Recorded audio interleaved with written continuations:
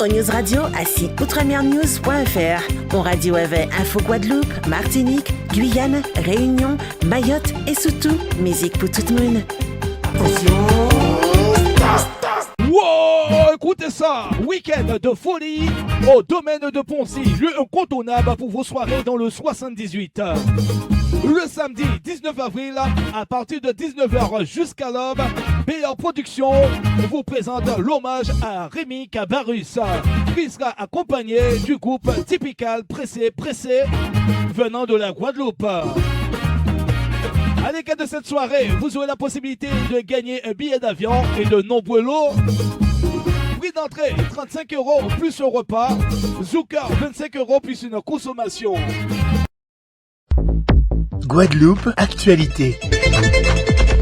Et en Guadeloupe, la mission Jeanne d'Arc marque les esprits, un exercice militaire grandeur nature ou service de la coopération régionale, préparation aux catastrophes naturelles, formation des officiers de la marine et lutte contre le narcotrafic. Regardons tout de suite le reportage de Charlie Dagonia. L'objectif, c'est de profiter de la présence, du passage plus exactement du groupe Jeanne d'Arc ici dans les Antilles. Sur son trajet lors de cette mission Jeanne d'Arc pour permettre aux Guadeloupéens et aux Martiniquais de prendre conscience de se rappeler que les forces armées et les forces armées aux Antilles sont là à leur service en cas de problème, en cas de catastrophe naturelle notamment. Voilà.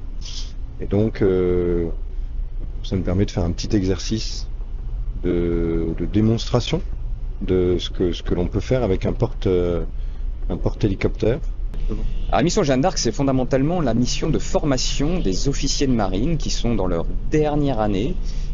C'est une école d'application. Donc l'objectif est de permettre aux officiers de découvrir leur métier in situ sur un bâtiment de combat, un bâtiment déployé dans des zones d'opération et qui conduit des opérations. On est déployé notamment en ce moment dans la zone des Antilles et des Caraïbes, qui est une zone dans lesquelles il y a deux grands types de missions pour lesquelles on peut être sollicité. D'une part, l'aide aux populations en cas de catastrophe naturelle, mais aussi la lutte contre les narcotrafics. Nous sommes en ce moment 2 bateaux, 3 même puisqu'on est renforcé de la frégate de surveillance Germinal avec nous, et donc on a une capacité assez intéressante de lutte contre les narcotrafics. Merci effectivement à la Marine nationale et à la mission Jeanne d'Arc d'accueillir 150 jeunes guadeloupéens pour découvrir les métiers de la défense, les métiers de la marine. Voilà, c'est très très important d'ouvrir, c'est l'occasion effectivement d'ouvrir sur des perspectives qu'on voit pas beaucoup en Guadeloupe. La marine est à Fort-de-France, est en Martinique, on n'a pas la chance d'avoir la marine ici, donc c'est vraiment une opportunité pour les jeunes ici en Guadeloupe, de pouvoir découvrir cet univers professionnel qui est un univers que je connais un peu et qui est un univers fabuleux. Et puis dernier élément, l'amiral Lambropoulos l'a dit, et je crois que c'est très très important, c'est démontrer aussi la présence sur la zone et la capacité opérationnelle de la marine si nécessaire. J'envisageais pas d'entrer dans l'armée et je l'envisage pas non plus après ça. Mais en vrai, c'est intéressant pour des personnes qui se cherchent encore, puisque il y a différentes filières, du coup ils peuvent voir tous les corps de métier qu'il y a dans l'armée. Et de la défense au don, parfois il n'y a qu'un pas, et parfois c'est aussi l'art qui permet et qui rend ce geste encore plus fort. À l'établissement français du sang, un after-rock pas comme les autres, avec des œuvres exposées, des donneurs accueillis dans un cadre original et chaleureux, une autre façon d'inciter à donner le sang. Regardons tout de suite ce reportage signé Maxime Morel et Nicolas Hachi. Une collecte exceptionnelle qu'on appelle un after work, c'est ce vendredi de 13h à 19h et c'est une collecte qui est organisée avec l'atelier Odyssée qui est une école de peinture sur la Guadeloupe. Cette école de peinture est gérée par Sylvie Adélaïde et on l'a sollicité, tout comme on a d'ailleurs sollicité d'autres artistes peintres pour faire cet événement associant l'art, l'expression artistique et le don du sang. J'apprécie cette exposition.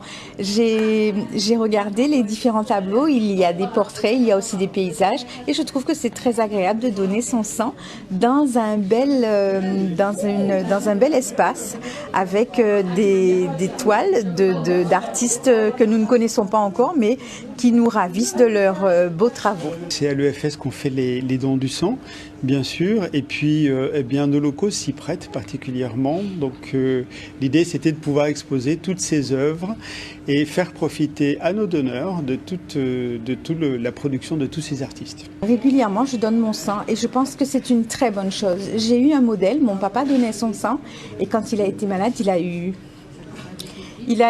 eu du sang aussi. Donc je pense qu'il faut aider.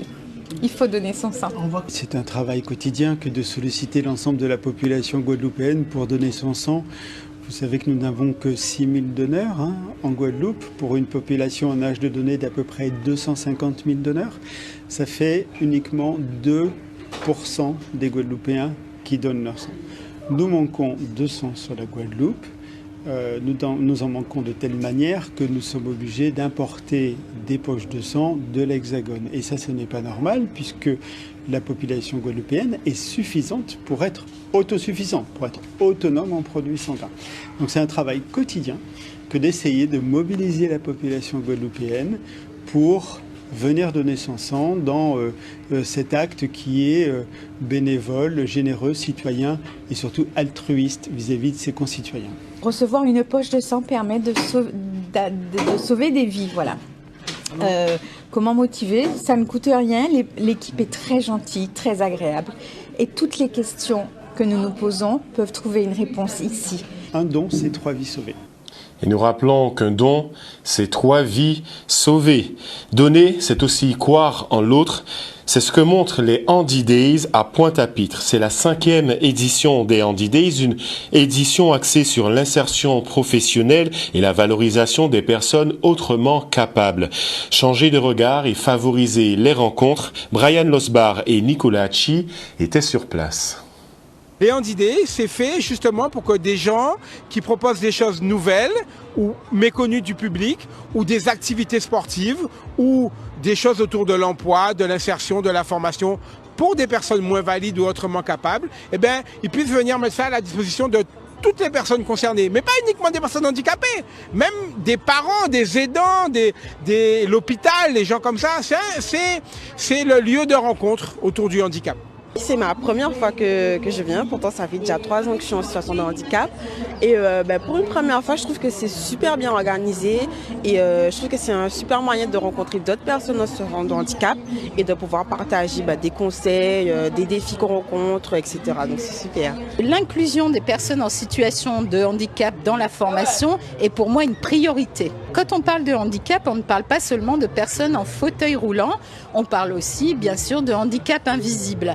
Et c'est très important de comprendre qu'on ne ferme la porte à personne et que, évidemment, on a beaucoup de stagiaires, on en a 800, mais qu'il y a quand même un petit pourcentage de personnes en situation de handicap qu'on accompagne au mieux. Et pour moi, c'est très, très, très important. Chaque année, on essaie de trouver un thème où il y a des carences. Et en fait, aujourd'hui, on voit bien que les personnes en situation de handicap, elles ont envie de travailler. Elles ont envie de rentrer dans la société, elles ont envie de prendre leur place, mais surtout, en étant dans le monde du travail, elles vont pouvoir prouver chaque jour à leurs collègues valides qu'elles ont les mêmes compétences qu'elles. Je rappelle, et c'est une étude, c'est pas moi qui l'ai faite, que les personnes en situation de handicap sont beaucoup plus performantes dans leur travail qu'une personne valide, et surtout, qu'ils sont beaucoup moins absents. Et ça, c'est un cliché qu'ils ont, les chefs d'entreprise. Ils se disent, ouais, une personne handicapée, qui est malade, qui fait la tête, il peut vite. Non, c'est faux. Et donc, l'objectif pour nous sur ce beau forum de l'emploi, de l'insertion et de la formation, c'est de démystifier le regard et de montrer qu'il y a un vrai parcours pour arriver à obtenir un poste dans l'activité de tous les jours. Et un autre regard, c'est également ce que propose la protection judiciaire de la jeunesse à travers ses portes ouvertes. À la PJJ, on accompagne les jeunes en difficulté vers un nouveau départ. Le centre de formation Renaissance ouvre ses portes pour montrer ses outils, ses parcours, ses résultats. Regardons tout de suite le reportage d'Olivier Félix. Nous mettons à l'honneur nos personnels éducatifs, notamment dans notre unité éducative d'accueil de jour, afin de montrer ce que nous savons faire en termes de redressement éducatif avec les mineurs qui nous sont confiés par l'autorité judiciaire. Ils ont parfois certains des facilités. Nous, notre travail, ça va être de lutter et de travailler sur les freins qui sont ceux de certains jeunes que nous accueillons, pour les aider à avancer vers de l'insertion. Mais ils sont tous dans une dynamique qui vise à terme à une insertion sociale et professionnelle. C'est un petit peu l'objet du passage. La PJ va les aider, va les aider à monter la première marche pour avancer vers leur projet professionnel. Mais notre travail de fond, c'est bien de les accompagner, d'acquérir des compétences psychosociales et d'être insérés à terme dans entre guillemets, le droit commun. Savoir que nos jeunes, ils arrivent avec un profil assez difficile et que ces médias nous permettent de travailler le lien éducatif avec eux, la confiance en soi et l'estime de soi. Donc à l'issue de ces ateliers, des différents médias que nous avons, donc nous arrivons à produire un travail sur les compétences psychosociales des jeunes. Nous avons des jeunes qui ont de véritables talents et qui n'osent pas et que nous essayons de leur donner l'envie d'oser et de faire. On a une approche plus conviviale avec nos stagiaires, surtout eux, puisqu'ils sont plus jeunes. On essaie de les accompagner au maximum et de les faire se sentir à l'aise. Ils sont très volontaires, honnêtement. Ils se donnent pour la formation parce que quand même, on leur donne des plateaux à réaliser dans le centre et le font. Ils demandent carrément, la formation va se finir prochainement. Ils ont demandé pour faire une formation longue avec notre centre. Du coup, oui, ils sont très volontaires. L'entreprise en soi, qu'on connaît tous, n'est jamais réfractaire à accueillir qui que ce soit. On accueille des adolescents. La seule problématique, c'est que les codes de l'entreprise, qui ne sont pas connus par certains de nos jeunes, notre travail à nous, c'est justement de les amener à les acquérir, ces codes-là. Et par principe, quand on est passé par l'UAJ du Lamentin, on a à minima les codes. Après, on est comme tout le monde, enfin, chaque mineur, chaque jeune, chaque adolescent aujourd'hui, et notamment en Guadeloupe, a les difficultés qui sont liées à l'offre d'emploi locale et aux capacités des entreprises à les accueillir. Mais nous essayons de promouvoir avec un premier jeu d'entreprises qui travaillent avec nous, qui sont partenaires. Vous verrez aujourd'hui, on a un centre de formation qui est partenaire, qui a lui-même un réseau d'entreprises. On essaie de passer par ces biais-là pour permettre la première marche et l'accès au monde du travail. Et pendant ce temps, les lycéens de Massabielle reviennent de voyages inoubliables. Ils ont visité le siège de l'ONU à New York, ils ont rencontré la diplomatie internationale et ils reviennent en Guadeloupe les yeux remplis de rêves et de projets. C'est Michel Depalpe qui a recueilli leurs impressions à la descente de l'avion. Merci de nous accueillir à notre retour du voyage et de ce joli périple que nous avons fait.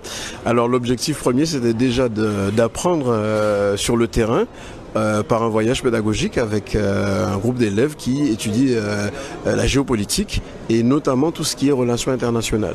Alors c'était le premier objectif, puis il y a eu deux autres objectifs qui se sont greffés.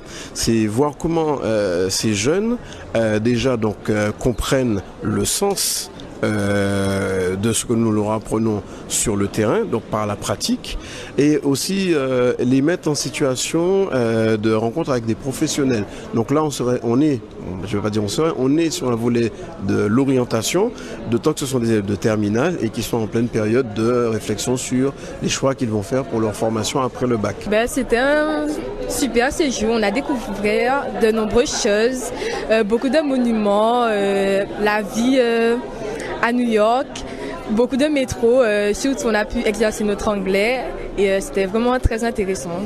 Donc ce séjour a été programmé afin de s'inscrire dans le cadre de notre spécialité pour le baccalauréat, à savoir histoire géo, géopolitique et sciences politiques, afin d'aborder le thème « Faire la guerre, faire la paix » que nous avons notamment vu lors de notre visite du siège de l'ONU. Donc c'est l'Organisation des Nations Unies autour de la diplomatie internationale. Vraiment une visite inoubliable, moi je conseille de la faire. En fait on a juste enrichi ce qu'on a vu dans notre programme d'AJGSP du coup. Et c'était bien de pouvoir compléter avec les personnes qui y travaillent pour mieux comprendre en profondeur ce sujet et cette organisation du coup. toujours dans la continuité de ce que je viens de présenter, nous avons beaucoup découvert de lieux emblématiques de New York, des visites de lieux comme la cathédrale Saint-Patrick. Nous avons visité la Edge Tower. Nous sommes allés sur le ferry boat qui va de Manhattan à Staten Island et qui s'approche justement de la Statue de la Liberté. Donc on est sur la dimension à la fois culturelle, la maîtrise, on va dire, des lieux géographiques, les boroughs de New York. Et alors, nous avons aussi et surtout ciblé la visite de l'ONU, puisqu'il s'agit, c'est une partie intégrante de leur programme.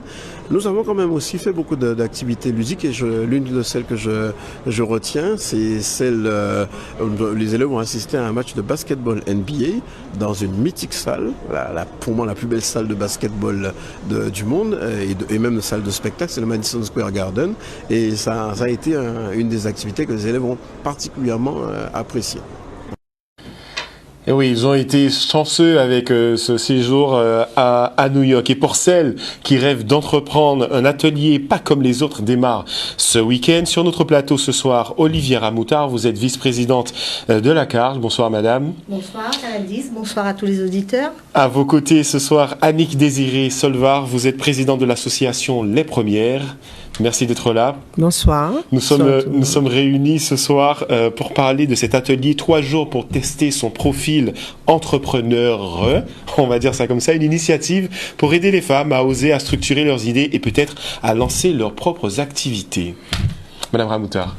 Écoutez, la commission développement économique, en tout cas de la CARL, s'inscrit dans cette dynamique, et c'est en ce sens que nous accompagnons donc les premières de Guadeloupe, et permettre à des femmes du territoire de la CARL de pouvoir tester leur entrepreneuriat en les accompagnant, en les mettant en situation avec des experts, et donc en fait le président Loïc Tonton, en tout cas, c'est une de ses volontés, donc de réduire les inégalités en tout cas du territoire et de permettre à ces femmes de pouvoir entreprendre, en tout cas, dans de bonnes conditions. Donc voilà un petit peu, en tout cas, comment nous nous positionnons, en tout cas, sur cet accompagnement. Sur cet accompagnement, l'association Les Premières, développer le leadership au féminin, plusieurs actions sur le territoire.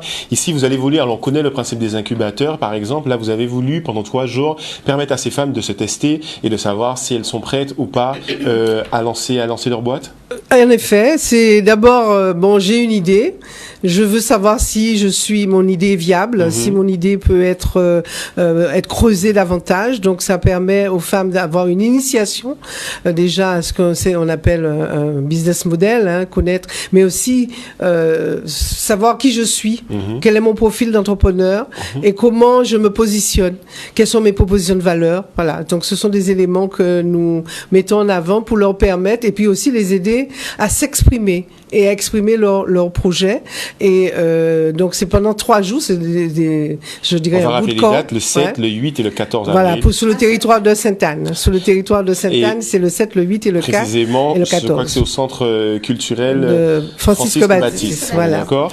Mais nous avons aussi, puisqu'on fait le tour de la CARL, c'est ça. Donc, nous avons Désirade à la fin du mois, 28, 29 et 29 avril, et en mai sous Saint-François. D'accord, très bien. Donc, c'est effectivement des ateliers qui seront un peu itinérants. Voilà, itinérants. Là, nous serons à Sainte-Anne, on le rappelle. Vous étiez en train de le dire, accompagner ces femmes. Dans le programme exactement, est-ce que c'est des ateliers, par exemple, de pitch? Est-ce qu'il y a la confiance en soi? Comment ça se déroule? D'abord, on travaille sous le mindset. Le mindset, okay. D'accord. Ensuite, on va confronter son idée à la réalité. Oui. Et ensuite, qui êtes-vous en tant qu'entrepreneur pour qu'est-ce que vous proposez? Et on a donc 3 ateliers phares. Un atelier sur le business model, un atelier sur l'aspect juridique, mais c'est juste une initiation.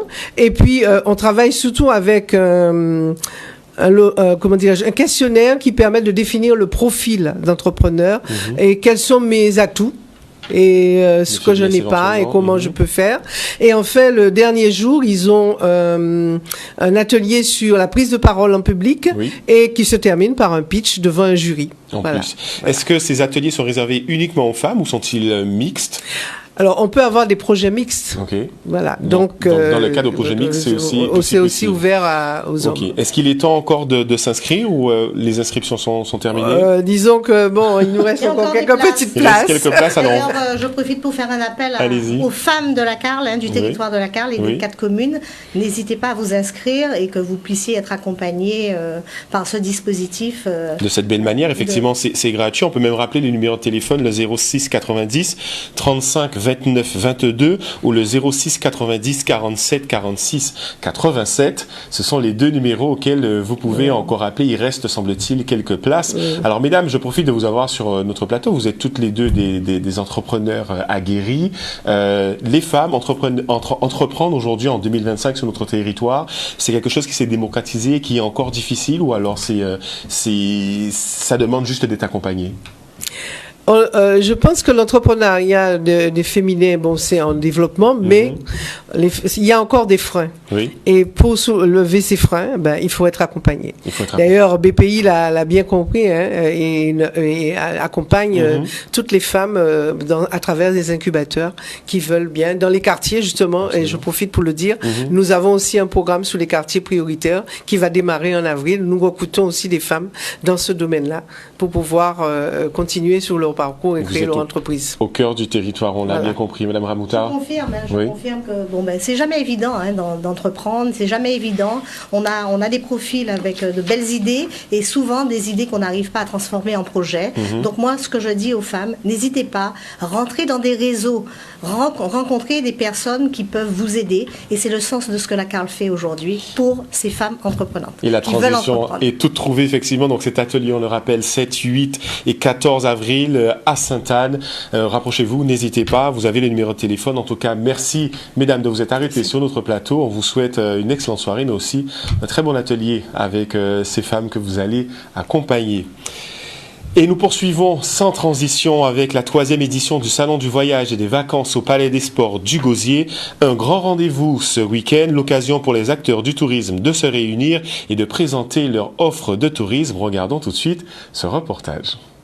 Bienvenue au Salon du Voyage et des Vacances pour la 3e édition au Palais des Sports du Gosier. C'est le grand rendez-vous du week-end avec énormément de surprises, énormément de partenaires qui vont présenter des offres exceptionnelles et on invite tout le monde à venir participer avec nous à ce grand rendez-vous. C'est l'occasion pour tous les acteurs du tourisme de se réunir à un seul lieu sous cette période pour qu'on puisse vraiment prendre la température de ce qui se fait de mieux en Guadeloupe en matière d'offres touristiques.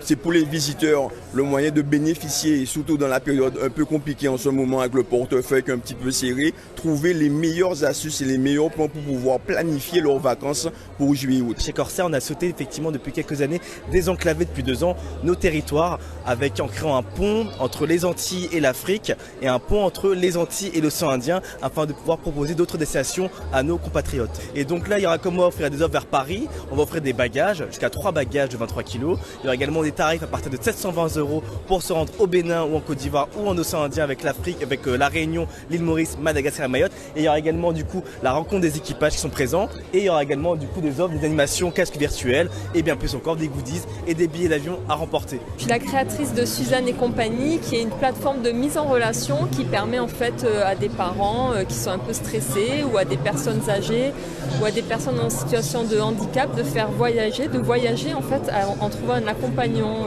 de choix qu'on appelle une Suzanne pour chaperonner leur déplacement en toute sécurité et en toute confiance. C'est important que le voyage ce soit ouvert et que ce soit inclusif en fait. Il faut que c'est un droit à tout le monde de pouvoir aller explorer. Donc pour moi, c'est une évidence que le voyage doit être ouvert pour tous en fait. On est venu, c'est pour que je puisse voir comment ça se passe, parce que moi j'aime bien les salons, tout ce qui est salon, j'adore. Mais cette année, je trouve qu'il y a beaucoup plus de stands, c'est super. Ben, moi, c'est juste pour accompagner madame par curiosité. Hein. J'ai l'habitude de venir aussi.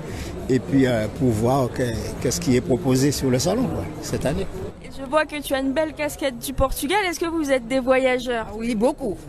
J'adore. Quelles seraient vos destinations phares? La destination phare, ça serait Tahiti. Hein. Ben oui, là, c'est le second. Parce que ça fait rêver, quoi. L'essentiel, en fait, de cette manifestation, c'est de venir ce week-end, passer un bon moment au Palais des Sports du Gosier et profiter d'offres de séjour et de propositions de loisirs, en fait. Outremernews.fr, le site de l'actualité Outre-mer, 24 heures sur 24 et 7 jours sur 7. Retrouvez la chaîne Outremer News sur YouTube.